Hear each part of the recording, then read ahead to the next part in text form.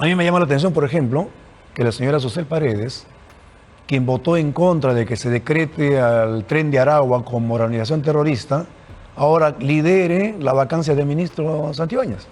¿Cuál es la coherencia? O sea, ella apoya al Tren de Aragua y se va contra el ministro. Hay muchas cosas que te llevan a pensar de que no sería muy transparente todo lo que se viene urdiendo. Y entonces, por eso yo hablaba el ejemplo del caso de la señora Susel Paredes para hablar de temas de coherencia. ¿Cuál es la coherencia, no? Tú apoyas por un lado al Tren de Aragua y por otro lado te tumbas al ministro. Entonces yo sospecho. ¿Qué hay detrás? ¿Está haciendo la cosa de buena fe o tiene algo le debe a Venezuela? ¿Por qué apoya al Tren de Aragua y por qué se quiere tumbar al ministro? El presidente también defenderse a sí mismo, ¿no? Porque el ataque que le han dado a Santibáñez, yo no recuerdo otro ministro del interior que habían atacado tanto, ¿no? Ahora, lógico, quizá también hayan alguna cosa que no conocemos, pero particularmente por lo que yo veo a través de la prensa, el ataque al que se le somete a Santibáñez es muy duro. Sería un loco si censurase a Santibáñez. ¿Por Él qué? es el único que ha tenido la valentía de decirle al Ministerio Público, oye, no liberes a los delincuentes que yo capturo. 1.800 delincuentes liberados por el Ministerio Público. ¿Para qué capturamos delincuentes? Ese mismo sicario que se lo atrapó y se lo puso a disposición del Ministerio Público, lo liberan y ese es el que está matando. Posiblemente uno de esos liberados es el que mató al de Armonía 10. Tenemos en este ¿Quién es el que mata, Omar? ¿No es el sicario? Entonces, ¿por qué liberamos a los delincuentes? ¿Para qué el trabajo policial del ministro? Si va al Ministerio Público los liberan. Si pasa al Poder Judicial y los liberan. O sea, insisto, queda claro que es un problema de más instituciones, obviamente. Buenas noches. Buenas noches. A ver, mano dura.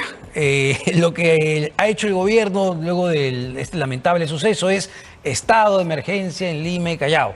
La pregunta es si lo que ya han venido haciendo, lo que cada vez, cada mes, cada 3 meses se dicta nuevo estado de emergencia, tiene algún resultado práctico para luchar contra la criminalidad. Congresista. Como lo ha dicho Patricia Juárez, mientras no haya mano dura, mientras no se ejerza la autoridad y no se dejen presionar por ningún motivo, yo creo que el estado de emergencia debe surtir un efecto siempre y cuando se conciba realmente el estado de emergencia, porque esto solamente es para la pantalla. A ver, general. Mano dura, yo creo que siempre debe haber una mano firme, ¿no? Pero para que una situación de emergencia tenga resultados, hay insumos indispensables. Yo puedo sacar toda la Fuerza Armada, pero si no tenemos un trabajo de inteligencia de base, no se pueden hacer buenos planes de operaciones y por lo tanto la ejecución va a ser deficiente. Ya hemos tenido experiencias. Recuerda la emergencia en el Callao. ¿Qué pasó? Llegó la Fuerza Armada, llegó la policía y ¿a dónde se fueron? A Los Olivos, a Independencia. El efecto globo, presionas en un lugar y se van a otro lado. Ahora, si se va a presionar en todo Lima y Callao, hay que tener cuidado con Chimbote, hay que tener cuidado con Cañete, con Ica, porque se van a ir a otro lado, pues. Entonces la idea no es espantarlos, la idea es capturarlos y para capturarlos tú requieres un gran trabajo de inteligencia.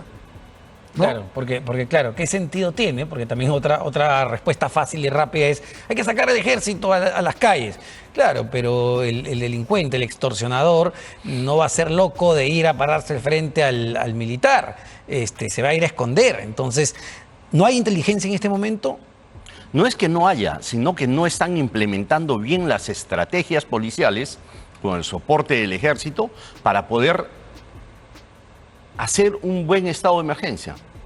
Lamentablemente hay mucho blandengue en el gobierno, dentro de la propia policía, y no están ejerciendo el tema de la delincuencia como se debe ejercer. Porque a ver, uno cuando conversa pues con policías, sí hay un trabajo profesional y gente que está arriesgando su vida y trabajando muy duramente en la policía, también en las Fuerzas Armadas, y sí hacen trabajo de inteligencia. Es más, conocen las ubicaciones y saben cuáles son los puntos críticos, dónde están los delincuentes, las organizaciones. Esa información la tienen. Pero entonces uno dice, ¿qué pasa? Porque esa información no termina traduciéndose en una lucha efectiva contra el crimen.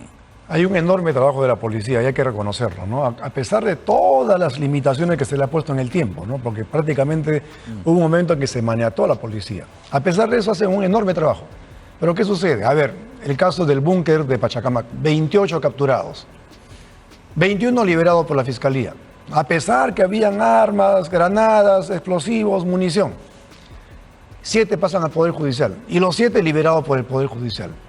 ¿Cómo afecta eso a la ciudadanía? El caso de Chucho, ¿no? El delincuente 4 veces capturado por la policía. 4 veces capturado, ¿no? Y la policía arriesgando la vida para capturarlo. Entonces el tema es sistémico. Y aquí, si no miramos el panorama como un tablero de ajedrez y vemos todos los subsistemas, cómo están funcionando, vamos a avanzar mal, porque estamos haciendo las cosas mal. Miramos solamente un segmento. Miramos la policía o miramos la fiscalía. Tenemos que mirar de qué manera interactúan estos subsistemas y están fracasando. El sistema, los órganos jurisdiccionales en general no están funcionando. Hay estadísticas por ahí, me falta verificar si son ciertas, pero más del 90% de los delincuentes capturados son liberados. Eso afecta a la ciudadanía y afecta también a la moral de la policía. La policía, ¿qué cosa siente el policía? Yo me esfuerzo, duermo mal, me salgo de madrugada, captura 10 y los liberan 9. Ya, pero, entonces no avanzamos. Pero digamos, ahí entonces bajo ese argumento uno diría, bueno, entonces, ¿por qué todas las bancadas quieren ahora censurar al ministro Juan José Santibáñez? Yo personalmente sería un loco si censurase a Santibáñez. Él es el único que ha tenido la valentía de decirle al Ministerio Público, oye, no liberes a los delincuentes que yo capturo. 1.800 delincuentes liberados por el Ministerio Público. ¿Para qué capturamos delincuentes? Ese mismo sicario que se lo atrapó y se lo puso a disposición del Ministerio Público, lo liberan y ese es el que está matando. Posiblemente uno de esos liberados es el que mató al de Armonía 10. Y está extorsionando a los pobres emolienteros, a los taxistas. Ya nadie puede vivir en paz en el Perú porque, vuelvo a repetir, no hay autoridad. No hay justicia en el país. A ver, en la misma línea general, ¿no? También hay un tema de liderazgo. El ministro finalmente es el actor político, es la cabeza política de la institución. ¿La censura es correcta desde su punto de vista o no? Partamos de la premisa, Omar, que este gobierno en general es débil. Este gobierno en su conjunto es débil, ¿no? Falta de liderazgo, falta de conocimiento del Estado. Escándalos, Rolex Gates, una serie de cosas, ¿no? Debilitan a todo el gobierno en su conjunto. Pero a mí me llama la atención, por ejemplo, que la señora Susel Paredes, quien votó en contra de que se decrete al Tren de Aragua como organización terrorista, ahora lidere la vacancia del ministro Santibáñez. ¿Cuál es la coherencia? O sea, ella apoya al Tren de Aragua y se va contra el ministro. Hay muchas cosas que te llevan a pensar de que no sería muy transparente todo lo que se viene urdiendo. Yo lamento muchísimo la muerte del señor Flores, de Armonía 10. Hay que lamentarlo totalmente. El domingo fue un día, creo, terrible para todos, levantarse en la mañana y escuchar que lo habían matado, ¿no? Duele muchísimo y a su familia mis condolencias. Pero hay que verlo en conjunto. ¿Qué está pasando? Yo me pregunto, si sacan a Santibáñez, que quizá también en los últimos tiempos ha tenido una serie de denuncias que todavía no han quedado clarificadas. Pero ¿qué pasa si sacan a Santibáñez? ¿Qué va a pasar al día siguiente? ¿Va a cambiar la seguridad? ¿A la semana siguiente, al mes siguiente va a cambiar la seguridad? Estos son problemas que se han engendrado en 20, 30 años. Y entonces, como dicen, las decisiones de ayer o las soluciones de ayer son los problemas de hoy. Este problema que hoy día estamos sufriendo no se engendraba ayer ni anteayer. Esto viene de una década, 2 décadas atrás. Malas decisiones o manoseo político de los mandos de la policía. Eso ha hecho muchísimo daño, Omar. Entonces, ¿qué es, digamos, lo que hemos visto desde el día de ayer? Que varias bancadas, Renovación Popular, Fuerza Popular, la propia Alianza para el Progreso, Lady Camones, ha empujado la censura. ¿Qué ha pasado? Que ahora ya sí, no hay una de Susel Paredes, ya creo que hay 4 o 5 mociones de censura. Entonces, ¿qué ha pasado? ¿Es oportunismo político? Oportunismo político, sometimiento, falta de experiencia, no quieren ver la realidad, no tienen memoria, no se acuerdan que empezaron a debilitar a la policía desde el tiempo de Toledo, le quitaron facultades, cerraron las escuelas de policías, no han renovado el armamento. Hoy el policía tiene un armamento que no sirve para nada. No tiene respaldo jurídico. El policía capturaba y lo metían preso al policía. Se ha debilitado y se ha manoseado tanto a la Policía Nacional que hoy tenemos que arengar. Por eso he dicho, hay que devolverle nuevamente ese espíritu guerrero, luchador del policía. Está totalmente mancillado por la propia población. Insisto, porque para muchos, claro, ese cambio de postura tan rápido, al menos Susel Paredes viene pidiendo la censura de Santibáñez desde enero, pero sorprende más los que lo defendían y ahora ya le han soltado la mano. Pero insisto con la pregunta también. ¿Estaba más concentrado el señor Santibáñez en defender a la presidenta que en dirigir, en liderar su sector? Yo creo que no solamente defender a la presidenta, también defenderse a sí mismo, ¿no? Porque el ataque que le han dado a Santibáñez, yo no recuerdo otro ministro del Interior que lo hayan atacado tanto, ¿no? Ahora, lógico, quizá también hayan alguna cosa que no conocemos, pero particularmente por lo que yo veo a través de la prensa, el ataque al que se le somete a Santibáñez es muy duro. Y entonces, por eso yo hablaba el ejemplo del caso de la señora Susel Paredes para hablar de temas de coherencia. ¿Cuál es la coherencia, no? Tú apoyas por un lado al Tren de Aragua y por otro lado te tumbas al ministro. Entonces yo sospecho. ¿Qué hay detrás? ¿Está haciendo la cosa de buena fe o algo le debe a Venezuela? ¿Por qué apoya al Tren de Aragua y por qué se quiere tumbar al ministro? Yo no digo que... Es un poco fuerte decir que la congresista Susel Paredes apoya el Tren de Aragua, ¿eh? Pero es que junto con Bermejo han votado en contra de que se le decrete como organización terrorista. Por eso lo digo, no por otra cosa. No tengo evidencias de que ella sea parte o sea miembro. A eso me refiero, es una acusación seria. Claro, no, yo lo digo también con toda seriedad, porque me preocupa. ¿Por qué votó en contra? ¿Se equivocó? Bueno, que se corrija. Y entonces ahí sí yo le entendería. Si se corrige, yo entendería que es coherente y va consecuentemente contra el ministro Santibáñez. Pero si no, tengo mis serias dudas, ¿no? Ahora, un segundo, porque me acaban de informar que han presentado una moción de interpelación, entiendo, el congresista Eduard Málaga, ¿no? Sí, aquí está. Ahí está el mensaje que ha publicado justamente en su cuenta de X. Y dice lo siguiente: comparto enlace de la moción para lectura y comentario. Aquí está. No es solo la inseguridad, es toda la gestión y dirección del gabinete. Esto es contra Gustavo Adriancén, ¿no? Ojo, no es una nueva moción de censura contra Santibáñez, sino contra Gustavo Adriancén, el premier, pero esta es una moción para interpelar, para que el premier vaya al pleno del Congreso y responda, evidentemente, un pliego interpelatorio. A ver, ¿cuáles son los temas? A ver, acá tenemos el documento, sino que esta información ha salido de último minuto. El primer tema, que mediante resolución PSM se nombra al señor Gustavo Adriancén, cargo del Consejo de Ministros. Conforme Adriancén asumió el cargo sin siquiera reconformar su gabinete, cuestiona el congresista Málaga Trillo, incluso manteniendo en funciones a 3 ministros que en ese momento tenían una interpelación en curso del Congreso. A ver, un tercer punto. El Congreso de la República tiene la facultad de interpelar al ministro de Estado para que informe sobre los asuntos de su competencia con fin de evaluar su desempeño y garantizar la transparencia y control político sobre la gestión gubernamental. Para tal efecto, la interpelación debe ser presentada por escrito. Pero bueno, son los puntos que está el tema de seguridad ciudadana, temas de economía, entiendo. Lo que está pidiendo el congresista Málaga Trillo es que el premier vaya al pleno del Congreso a responder una serie de preguntas en este contexto. Pero eso no es malo, yo creo que es obligación, es más del premier ir e informar al pleno del Congreso cómo están llevando la política económica, administrativa, de seguridad, y porque eso repercute en que la población esté enterada de lo que hace el premier, ¿no? Pero en el caso, vuelvo a repetir, del ministro del Interior, esto es simplemente para satisfacer a aquellos que quieren la caída del ministro, y quieren la caída del ministro porque se tiene que tener ese fermento nuevamente para que haya caos social, para que haya violencia, para que haya sicariato.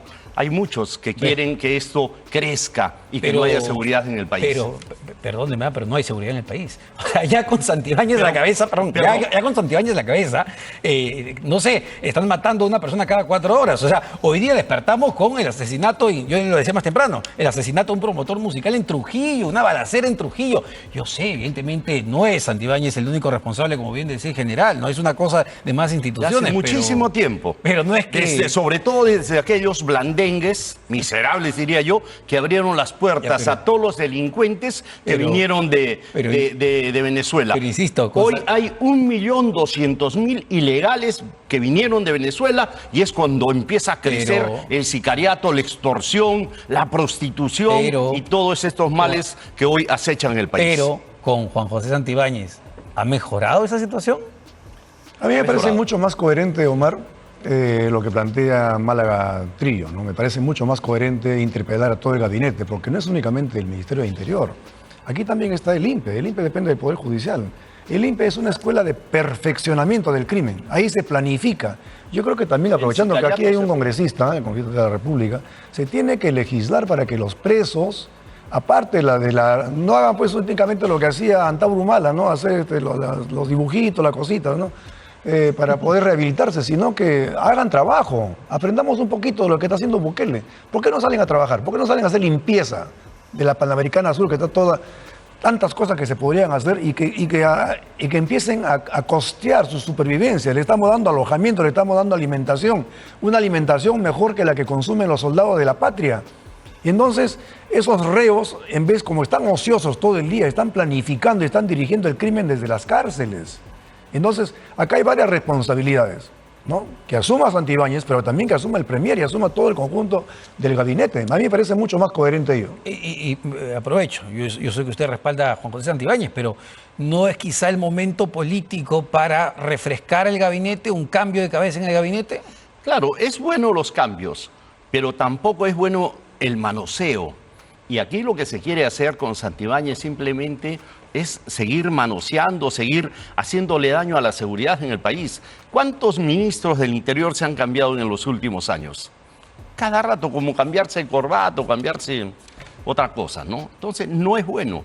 Hoy, que están surtiendo ciertos efectos con Santibáñez, porque se ha mejorado en diferentes aspectos el tema de la seguridad. Dentro de la propia policía, se ha inspectorado policías que lamentablemente estaban metidos en actos de corrupción. Él no le ha temblado la mano. ¿Ya? El problema es eso que usted dice que se ha mejorado, francamente en la calle no se siente. Porque hace mucho tiempo. Nuevamente, lo que uno observa, lamentablemente estamos ya en una situación donde basta prender la televisión y ver la cantidad de asesinatos. Ese es el tema, Omar.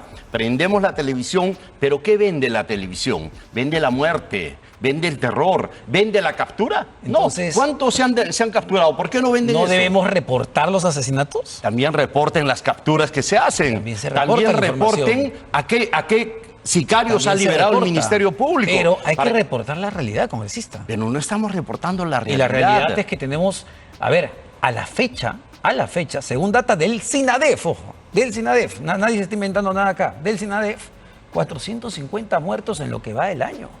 Ese es el drama que tenemos en este momento. ¿Quién es el que mata, Omar? ¿No es el sicario? Entonces, ¿por qué liberamos a los delincuentes? ¿Para qué el trabajo policial del ministro? Si va al Ministerio Público los liberan, si pasa al Poder Judicial y los liberan.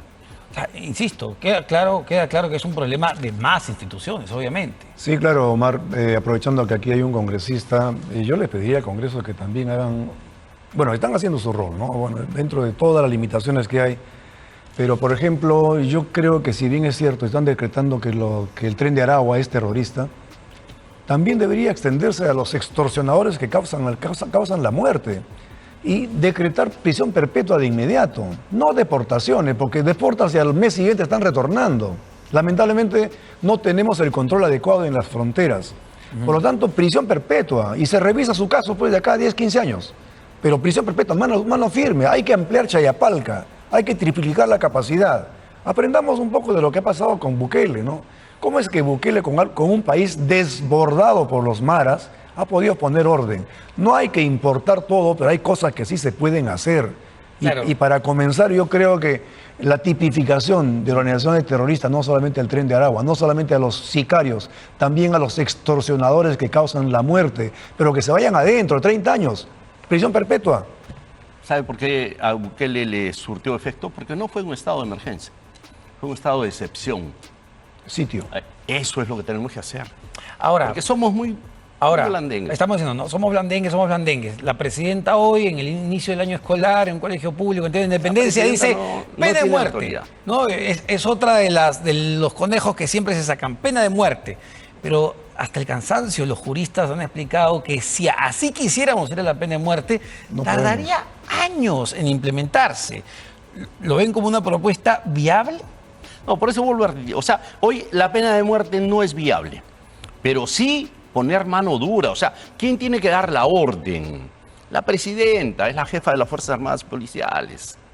y el ministro definitivamente ser más drástico, más radical. Y cuando se haga ahora lo que van a hacer ahora en el estado de emergencia, como dice el general, ¿no? Él conoce muchísimo el tema de seguridad, inteligencia, ejército, juntas vecinales, municipios. Hoy todos tenemos que empezar a trabajar. Justo que mencionábamos al Ministerio Público, tenemos otra información de último minuto porque se ha presentado ya, una denuncia formal contra el fiscal José Domingo Pérez. Ahí está justamente en la pantalla.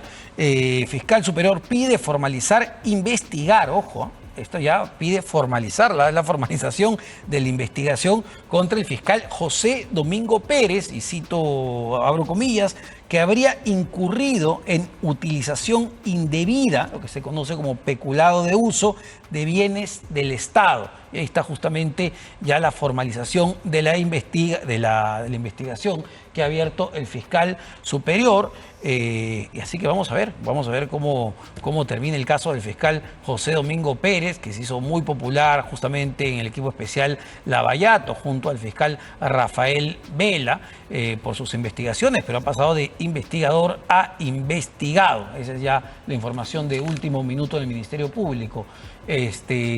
Justamente una de las instituciones de las que hablábamos. Me parece muy bien que se le abra investigación. Al final la justicia determinará si es inocente o es responsable. Pero sí me llama la atención que en el mismo Poder Judicial se haya archivado el caso de Pablo Sánchez con IDL, ¿no? El caso del fiscal Rurush. Ese caso fue escandaloso. Creo que todos los peruanos lo vimos por la televisión cuando el señor Gorriti llama y para una investigación con el fiscal de la Nación. Ese caso ha sido archivado hace poco por la fiscal de la Nación. Eso le quita credibilidad al Ministerio Público. Bueno, con este caso, por ejemplo, se reflota un poco la credibilidad, ¿no? Van a investigar a Domingo Pérez, que parecía un tótem sagrado, que lo investiguen, está muy bien. Pero no pueden archivar el caso de Pablo Sánchez. Y todo el Perú estuvo viendo que él llamó a parar una diligencia fiscal que no puede hacerlo. Y digamos, en esta guerra de investigaciones, donde ya todos se investigan, la investigación a la presidenta Boluarte, me gustaría un comentario de lo que se ha venido conociendo, de que pasó de una cirugía estética, que estuvo 40 minutos, el médico que lo operó ha empezado a colaborar con la justicia y con el Ministerio Público, y habría correos incluso donde se estarían negociando puestos dentro del Estado. ¿Debe ser esto investigado en el Congreso? El tema de la negociación de puestos, eso sí, porque es corrupción.